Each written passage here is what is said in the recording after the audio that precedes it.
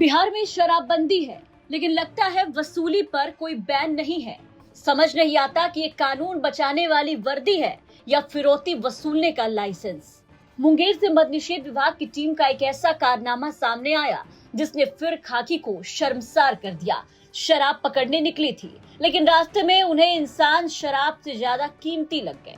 पहले युवक उठाए गए, फिर 50,000 की डिमांड और आखिर में 16,000 में निपटा देने वाला देसी डिस्काउंट सूझा और फिर मामला खत्म। कुल मिलाकर के ऐसे समझिए कि बिहार में मद्य निषेध अब ऐसे काम कर रही है कि शराब मिला तो केस और नहीं मिला तो कैश से एडजस्टमेंट, वरना सीधे फंसा देंगे। वर्दी वही, कानून वही, बस काम करने का तरीका थोड़ा क्रिएटिव, क्योंकि ईमानदारी से घर नहीं चल रहा।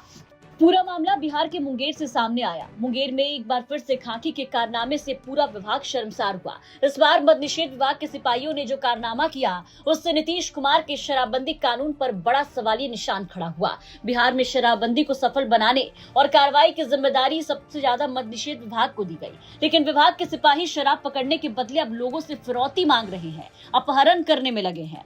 5 फरवरी को ईस्ट कॉलोनी थाना पुलिस को नया गांव किशोरपुर निवासी रंजीत पासवान के बेटे अभिषेक कुमार के द्वारा एक आवेदन दिया गया, जिसमें बताया गया कि 5 फरवरी को वो अपने 15 साल के भतीजे सत्यम कुमार के साथ आरपीएफ मैदान में टहल रहे थे। इस दौरान 4 अज्ञात व्यक्तियों के द्वारा उन्हें सबसे पहले जाति सूचक गाली दी गई। 2 बाइक पर सवार लोग आए और फिर अपहरण कर लिया, जंगल में ले जाकर जमकर पिटाई की और फिर उनके ही फोन के द्वारा ही अपहरणकर्ताओं ने मोबाइल से घर पर 50,000 रुपए फिरौती की डिमांड की और नहीं देने पर जान से मारने की धमकी दी। उसमें ये कहा गया था कि अपने परिजनों को बताओ कि हम 2 बोतल शराब के साथ पकड़ा गए और 50,000 देने के बाद मुझे छोड़ दिया जाएगा। मामला सामने आने के बाद कांड दर्ज करते हुए एसपी सैयद इमरान मसूद के निर्देश पर सदर डीएसपी अभिषेक आनंद और थाना अध्यक्ष वीरभद्र कुमार के नेतृत्व में एक टीम गठन कर अनुसंधान शुरू किया गया। घटना स्थल पर लगे सीसीटीवी फुटेज को खंगाला तो पता चला कि मद्य निषेध विभाग की एक गाड़ी और 7 लोग एक जगह खड़े दिखाई दे रहे हैं।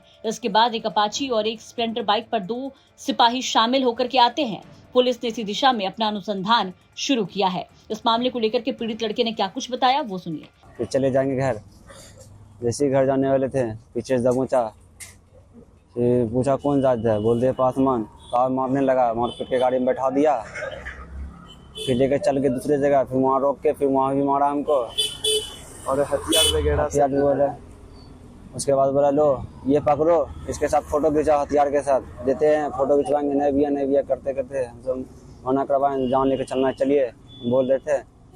और वहाँ ले गया आगे और फिर ले गया जंगल बीच में ले गया, वहाँ फ़ोन करवाया पापा से, पापा कॉल किए, डिमांड किया, बोला 50,000 मांग लो पापा से, 2 गए हैं। वो मुंह से बोला कि म्यूट करके फिर बोला कि बोलो कि हम दारू के साथ पकड़ा गए हैं, 2 गो आरएस के साथ फूल है, ये बोले। फिर बोला कि कितना, बोला पैसा मांगो पापा से, 2 लड़का हैं, बोले कितना, बोला 50,000।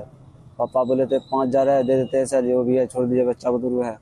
नहीं, फिर फ़ोन काट दिए गुस्सा से, फिर मारने पीटने लगे, फिर गाली देने लगे, कह रहे हमारे तुम सब झूठ बोलेगा, ये क्या कर रहा है यहाँ से।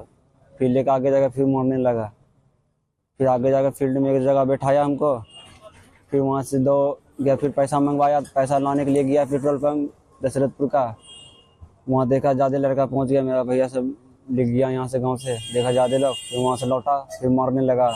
वहीं सदर डीएसपी अभिषेक आनंद ने मामले का खुलासा करते हुए बताया कि सीसीटीवी फुटेज के आधार पर दिख रहे मद्य निषेध की टीम को पुलिस द्वारा पूछताछ की गई।